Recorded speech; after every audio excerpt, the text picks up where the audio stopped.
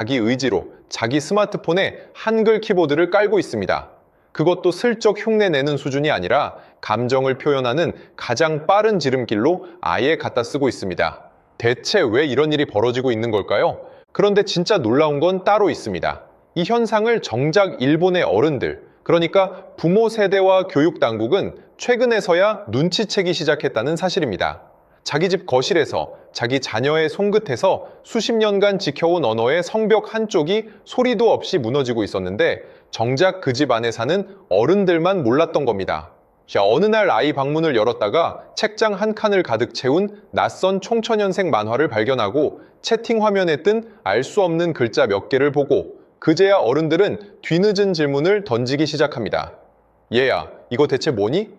오늘 이 영상을 끝까지 보시면 왜 일본 아이들이 한자를 밀어내고 한글을 집어들었는지, 그 배경에 어떤 구조적 균열이 있었는지, 그리고 이 흐름이 앞으로 일본 사회를 어디까지 바꿔놓을지 그 전모를 함께 확인하시게 됩니다.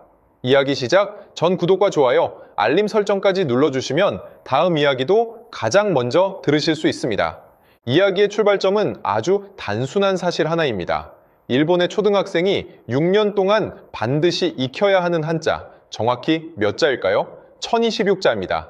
이건 제가 지어낸 숫자가 아니라 일본 문부과학성이 2020년 4월부터 시행한 개정 학습 지도 요령에 명시된 공식 자료입니다. 이른바 교육 한자라고 부르는 이 목록이 초등학교 입학 첫날부터 아이들의 어깨 위에 얹혀 있습니다. 배분표를 한번 열어볼까요? 1학년 80자, 2학년 160자, 3학년 200자, 4학년 202자, 5학년 193자, 6학년 191자. 학년이 올라갈수록 새 한자가 폭포처럼 쏟아집니다. 그런데 한자라는 게 그냥 모양만 외운다고 끝나는 문자가 아닙니다. 한 글자에 음독이 있고 훈독이 있고 앞뒤 어떤 글자와 결합하느냐에 따라 발음이 또 달라집니다. 예컨대 생이라는 한자 하나에 붙는 읽는 법이 10가지가 넘습니다. 그걸 획순에 맞춰 정확히 쓰고 문맥에 맞춰 정확히 읽어내야 합니다. 한번 상상해 보시죠. 이제 막 전니가 빠지기 시작한 8살 아이가 아직 연필도 제대로 쥐지 못하는 그 작은 손에 힘을 꽉 주고 15획, 20획짜리 복잡한 글자를 공책 한 칸 한 칸 채워 넣고 있습니다. 손목이 시큰거리고 이마에 땀이 맺힙니다. 겨우 한 페이지를 채우면 다음날 학교에서는 또 새로운 한자가 기다리고 있습니다. 아이들이 공책 한 권을 새까맣게 채워가며 반복해도 좀처럼 자기 것이 되지 않는 그런 문자입니다. 실제로 일본의 초등학교 교사들 사이에서도 한자 낙오라는 표현이 오래전부터 쓰여왔습니다. 3학년 즈음부터 한자 시험에서 손을 놓아버리는 아이들이 눈에 띄게 늘어난다는 겁니다. 여기까지는 그래도 학습의 영역입니다. 문제는 다음 장면에서 벌어집니다. 학교에서 하루 종일 한자에 시달린 아이가 집에 돌아와 잠깐 숨 좀 돌리려고 학습 만화를 펼칩니다.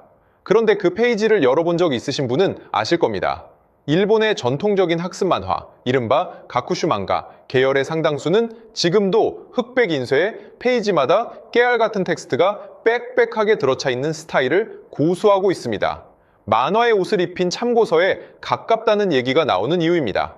한 번에 이 아이의 마음이 되어보십시오. 학교에서 8시간 한자에 시달리고 학원에서 2시간 또 시달리고 저녁밥을 먹고 잠깐 쉬고 싶어 책상 서랍에서 만화책 하나를 꺼냈는데 그 만화책마저도 흑백 페이지에 깨알 한자가 빽빽하게 도배되어 있는 겁니다.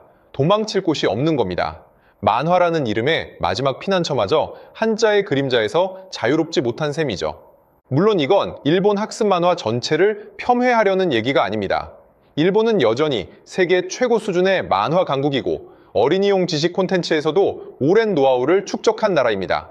도레몽 학습 시리즈, 명탐정 코난 학습 시리즈처럼 강력한 작품도 여전히 탄탄한 팬덤을 유지하고 있습니다.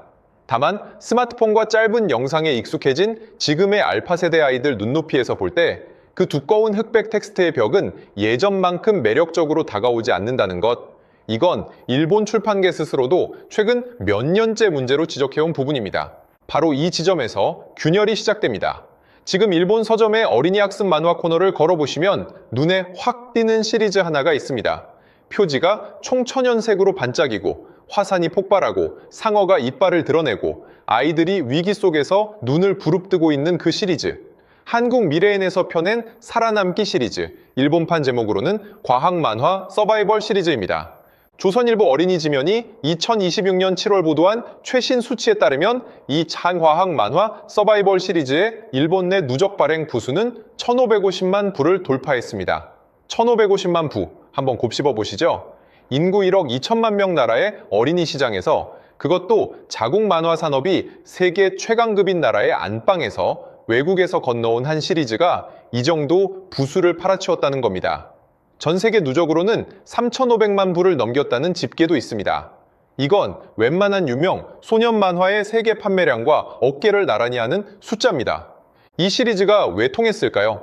구조를 뜯어보면 답이 나옵니다. 화산 폭발 지역에 갇힌 주인공, 심해에 표류한 소년, 무인도에서 사투를 벌이는 남매, 얼어붙은 극지에서 조난당한 탐험대, 손에 땀을 쥐게 만드는 서바이벌 서사 안에 지구과학과 생물학과 물리학의 지식이 자연스럽게 녹아 있습니다. 일본 아이들이 처음 이 만화를 손에 들었을 때의 반응을 상상해 보시죠. 지금까지 알던 학습 만화와는 완전히 다른 시원시원한 풀컬러 컷이 눈앞에 펼쳐집니다. 첫 페이지부터 지축이 흔들리고 화산재가 하늘을 뒤덮고 주인공이 절벽 아래로 미끄러집니다. 아이는 침을 꿀꺽 삼키고 다음 페이지를 넘깁니다. 어떻게 살아남지? 이 궁금증 하나로 페이지를 넘기는 사이 아이의 머릿속에는 어느새 마그마의 온도가, 용암 흐름의 속도가, 화산가스의 성분이 새겨져 있습니다. 지식을 외워라가 아니라 이야기가 궁금해서 넘기다 보니 지식이 남아있더라 하는 구조. 이게 오늘날 학습 콘텐츠에서 가장 어려운, 그러나 가장 강력한 설계입니다.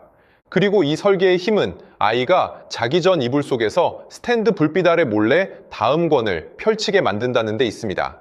부모가 이제 자야지 하며 방문을 두드리는데도 이불을 뒤집어 쓰고 손전등을 켜서라도 다음 장면을 보고 싶게 만든다는 것.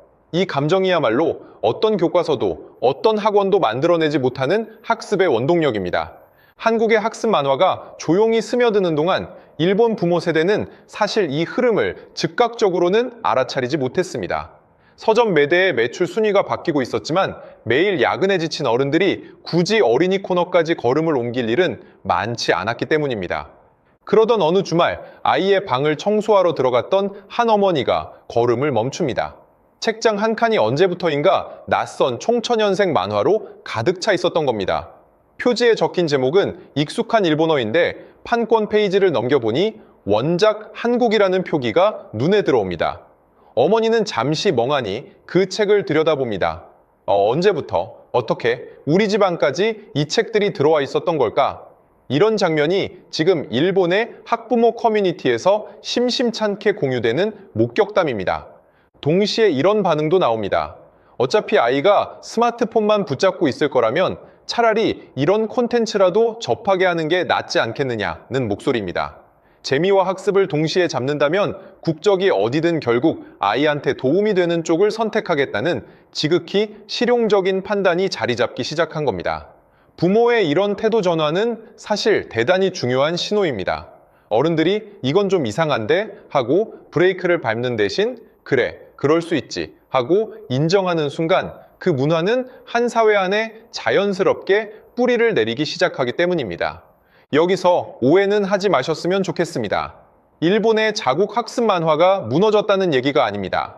도레몽 학습 시리즈, 코난 학습 시리즈처럼 강력한 IP들은 굳건히 자리를 지키고 있고 신간도 활발하게 나오고 있습니다. 다만 그 견고했던 시장에 이제 한국산 학습 만화라는 카테고리가 명확한 한 축으로 안착했다는 것. 그리고 그 흐름을 만든 주인공이 다름 아닌 일본 아이들 스스로의 선택이었다는 것. 이 두 가지는 분명한 사실입니다. 이야기는 여기서 끝나지 않습니다. 만화에서 시작된 관심이 이제 문자 그 자체로 옮겨붙습니다. 일본어를 스마트폰으로 입력해 본 적이 있으신 분이라면 아실 겁니다. 대표적인 입력 방식이 플릭 입력기입니다. 화면의 한 자리에서 손가락을 상하좌우로 튕겨서 가나를 선택하는 방식이죠. 여기까진 나쁘지 않습니다. 문제는 그 다음입니다. 가나로 발음을 입력한 뒤 변환 키를 눌러 후보 한자 목록에서 원하는 글자를 골라 터치해야 합니다. 한자 하나에 동음이어가 여럿이니 잘못 고르면 문장 전체가 이상해집니다. 다리를 치려다가 젓가락이 튀어나오는 우픈 상황이 일본어 학습자들 사이에서 클래식한 밈으로 통하는 이유가 여기 있습니다. 물론 최근 IME들은 학습형 예측 기능이 좋아져서 자주 쓰는 단어는 상당히 빠르게 뜹니다. 그래서 일본어 입력이 무조건 느리다고 단정할 수는 없습니다. 이건 공정하게 짚고 갈 필요가 있습니다. 다만 한 문장 안에서 여러 개의 한자어를 자주 사용해야 하는 일본어 특성상 한글이나 알파벳처럼 머릿속 발음 그대로 두드리면 끝인 표음 문자 대비 변환이라는 한 단계가 더 개입한다는 것 자체는 부인하기 어려운 구조적 사실입니다. 그리고 이 한 단계의 차이가 하루에도 수백 번씩 메시지를 주고받는 10대의 손끝에서는 결코 사소하지 않습니다. 친구가 방금 올린 짧은 짤에 크크크 한마디로 대답하면 될 것을 굳이 웃음라는 한자를 변환으로 골라 넣어야 한다고 생각해 보십시오. 그 몇 초의 지연이 대화의 리듬을 끊습니다. 감정의 온도를 식힙니다. 이미 K-팝과 K-드라마와 K-학습 만화로 한국 문화에 익숙해진 일본의 10대들이 여기서 놀라운 우회로를 찾아냅니다. 굳이 감정 표현이나 짧은 리액션까지 변환의 계단을 밟을 필요가 뭐가 있느냐? 그냥 한국 애들이 채팅창에서 쓰는 그 자음 몇 개 그대로 갖다 쓰면 되지 않느냐 하는 겁니다. 그렇게 등장한 것이 이른바 한일 믹스어입니다. 이건 제 개인적인 관찰이 아니라 이미 여러 매체가 다룬 사회 현상입니다. 한국일보와 조선일보가 각각 보도한 내용을 종합하면 일본의 젊은이들 사이에서 크크, 헤헤 같은 자음 표현이 웃음의 상징으로 자리 잡고 있고 치크치크는 축하한다, 리얼, 은리얼, 그러니까 진짜라는 뜻으로 쓰이고 있다고 합니다. 진짜를 뜻하는 진짜는 친차로, 대박은 테바쿠라는 식의 발음 표기로도 유통됩니다. 짧은 단어 하나에 감정의 온도까지 실어 나르는 이 자음들이 일본 10대의 채팅창에서 이모티콘 이상의 언어가 되어가고 있는 겁니다. 그리고 조선일보가 인용한 일본 현지 조사에 따르면 일본 Z세대, 그러니까 15세에서 24세 사이의 약 46.7%가 평소 생활에서 자신 또는 주위 사람이 한국어 문구나 단어를 사용한다고 답했습니다.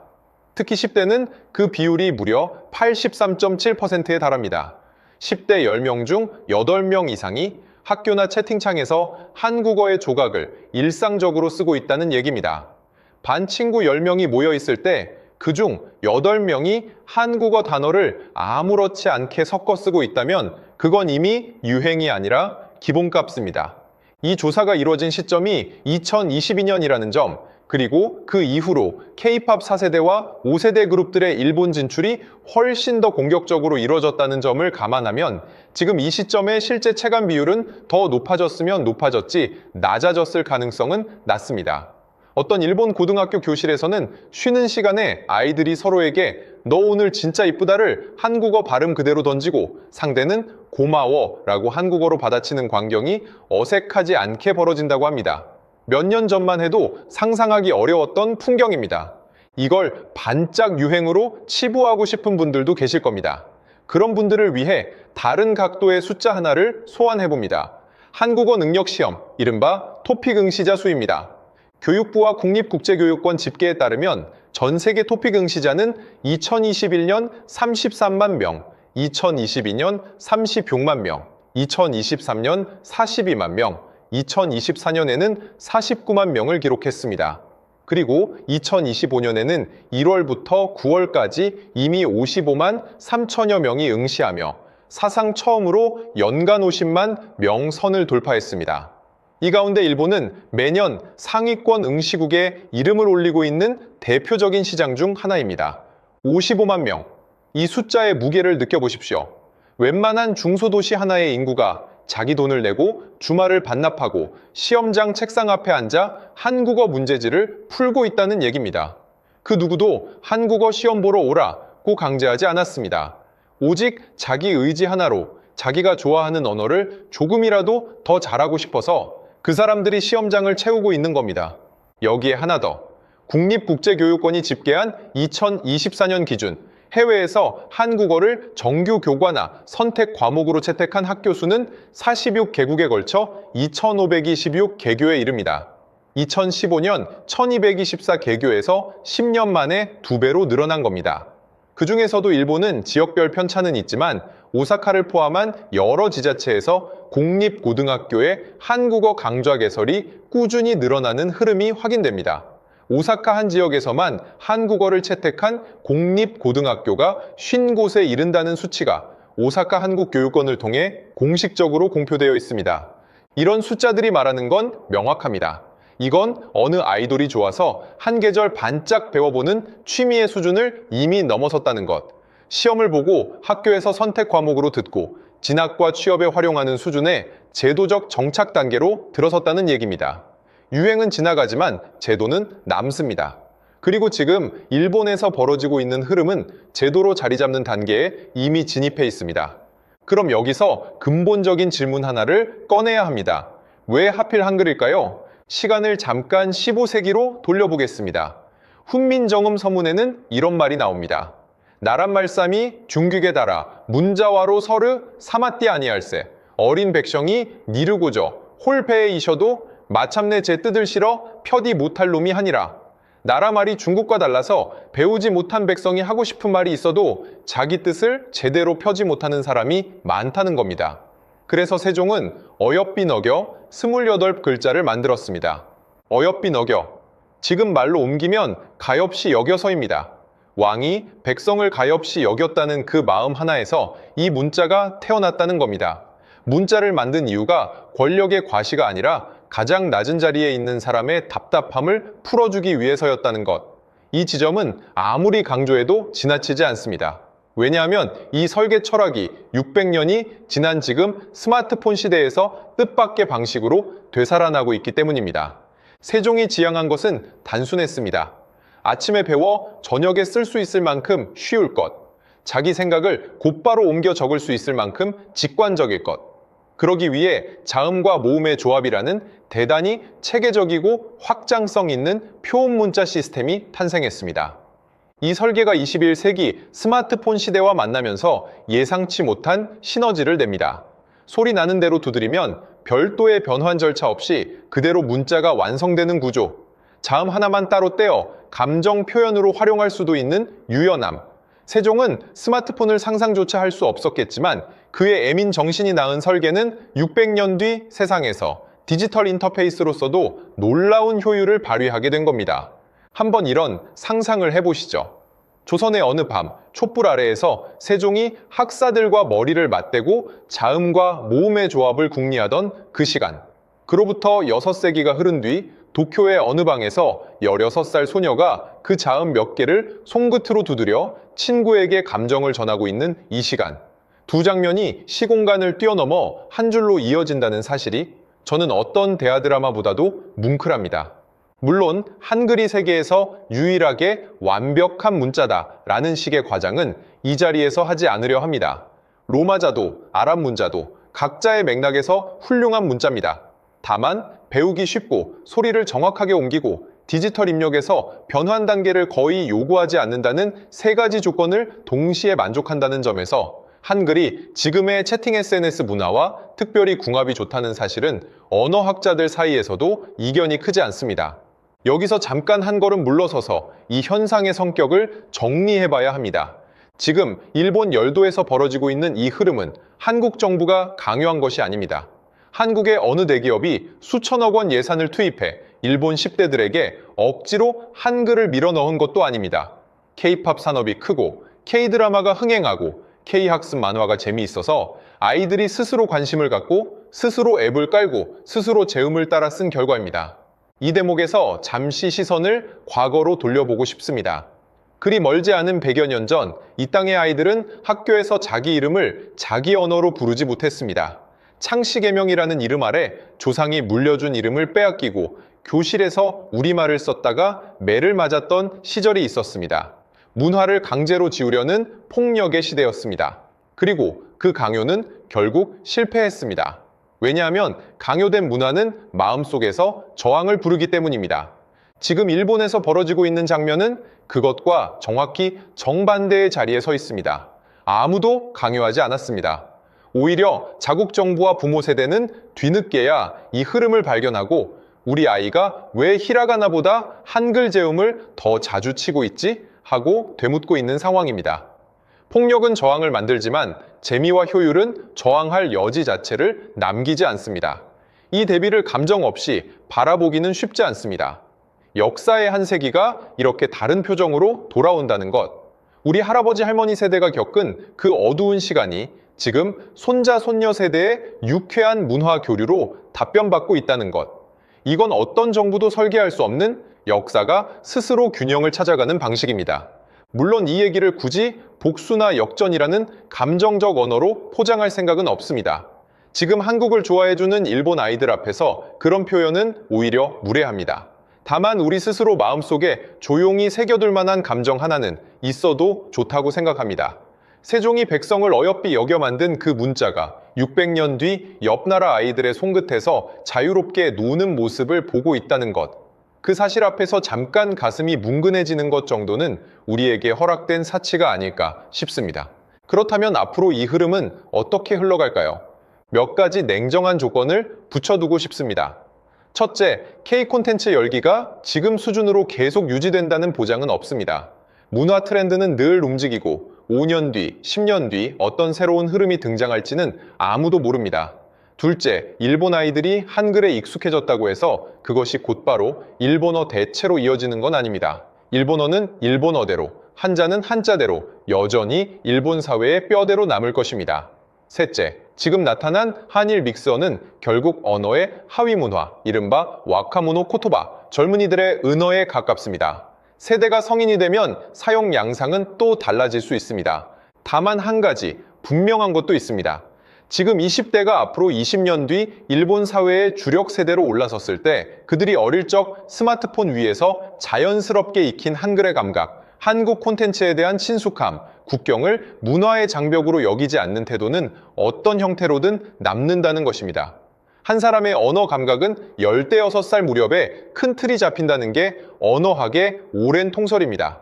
지금 이 아이들이 그 결정적인 시기에 한글의 감각을 함께 익히고 있다는 사실은 20년 뒤 한일 관계의 저변을 조용히 다른 색깔로 바꿔놓을 가능성이 있습니다. 지금 우리 눈앞에서 벌어지고 있는 이 장면은 총 한 방 쏘지 않고 예산 한 푼 강제로 밀어넣지 않고 오직 재미있다, 편하다 이 두 마디만으로 옆 나라 아이들의 손끝을 바꿔놓은 문화사적으로 대단히 드문 사례라는 것. 이것만큼은 과장 없이 말씀드릴 수 있습니다. 정리해 보겠습니다. 일본 초등학생이 짊어져야 하는 1026자의 한자, 그 무게 앞에서 잠시 숨을 고르기 위해 아이들이 손에 든 한국 학습 만화 시리즈, 그리고 그 재미를 넘어 스마트폰 채팅창까지 파고든 한글 재움의 감각, 이 세 장면이 하나의 흐름으로 연결되면서 지금 일본의 10대들이 자기 세대의 언어 지형도를 조용히 다시 그리고 있습니다. 그리고 그걸 정작 어른들만 몰랐습니다. 부모도 학교도 방송도 뒤늦게야 이게 무슨 일이지? 라고 되묻고 있는 사이 아이들은 이미 저만치 앞서 나가 있었던 겁니다. 재미에서 시작해 효율로